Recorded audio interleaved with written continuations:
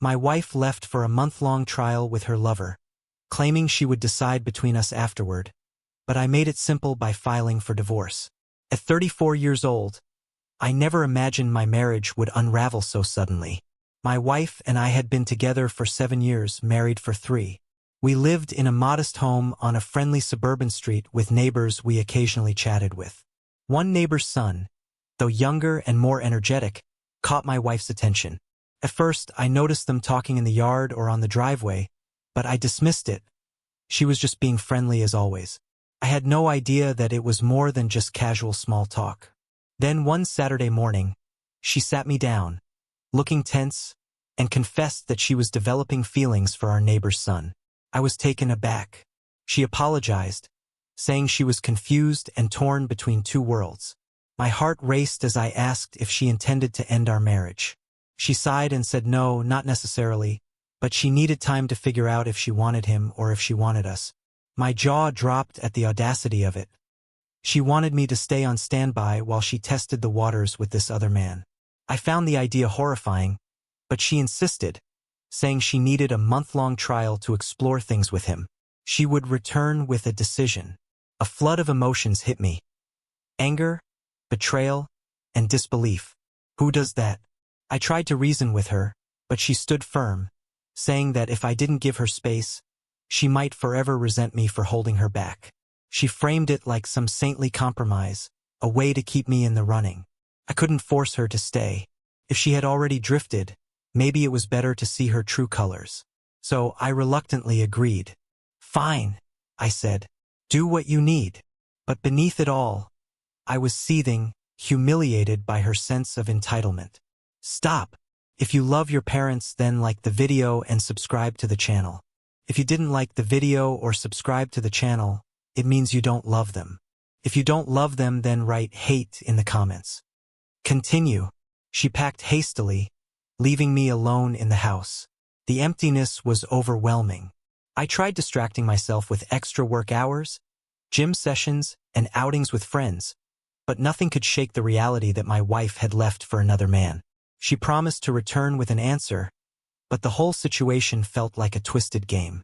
If she truly loved me, she wouldn't gamble our marriage on a fling. Days passed and turned into weeks. Rumors from the neighbors trickled in that she was seen with him around town, looking happy and in love.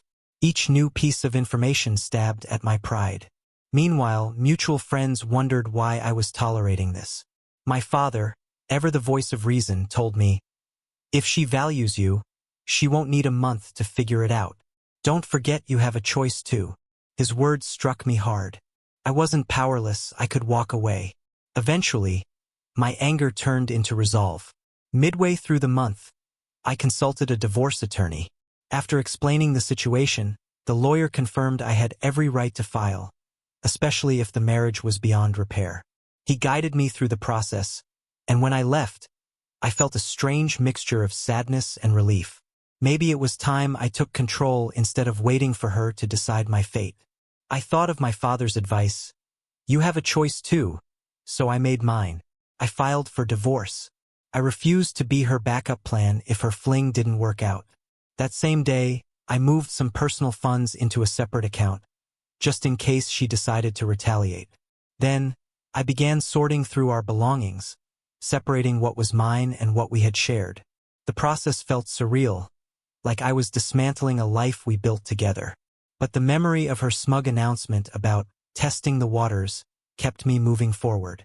I told no one except close family about my decision.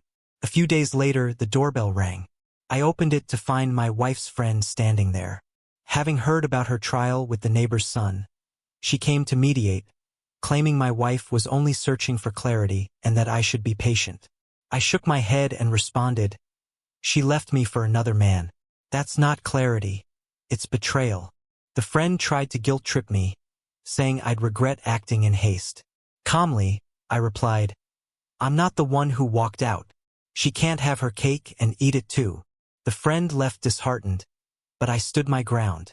Time dragged on. I half expected my wife to call every day with updates, but she rarely reached out.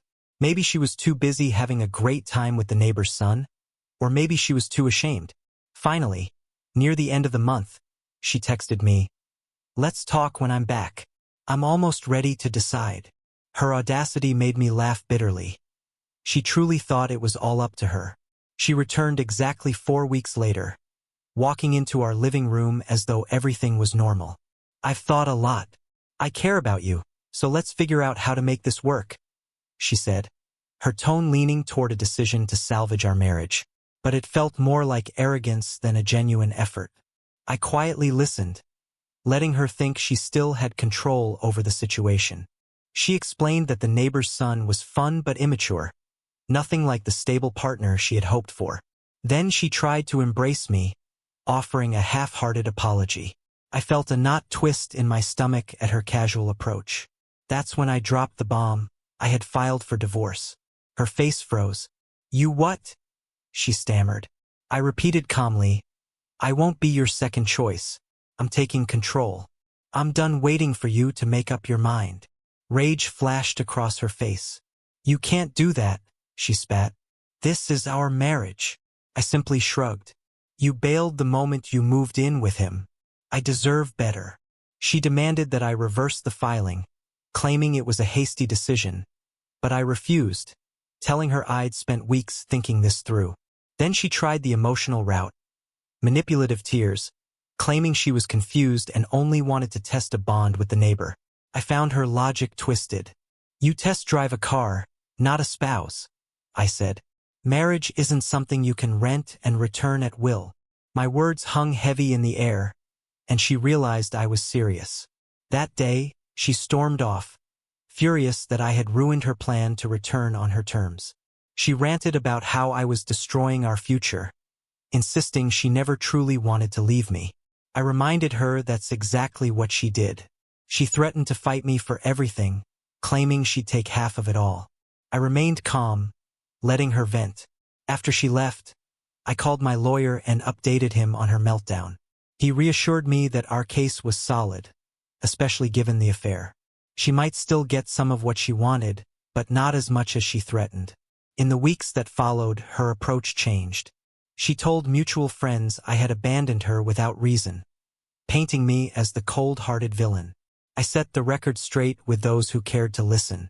Some people sided with her or stayed neutral. Meanwhile, the neighbor's son apparently wanted nothing more to do with her, leaving her scrambling for sympathy.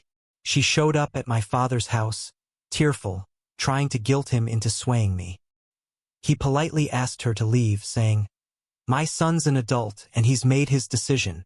Eventually, divorce negotiations began. My lawyer and hers worked out the division of property. Since we had no children, that was simpler. She demanded spousal support, arguing that I had built up assets while she had contributed emotionally. I almost laughed at the irony. She had contributed by walking out. The lawyers wrangled for a while, but in the end, we reached a fair settlement. She got some money, but not half. I kept the house, the one I had bought before we got married, and some savings. The timeline and evidence of her affairs certainly influenced the outcome. As the final hearing approached, she tried one last-ditch effort. She texted me, reminiscing about the good times and suggesting we could still salvage things. I won't lie, memories of happier days did cross my mind, but the image of her packing her bags for him overshadowed everything else.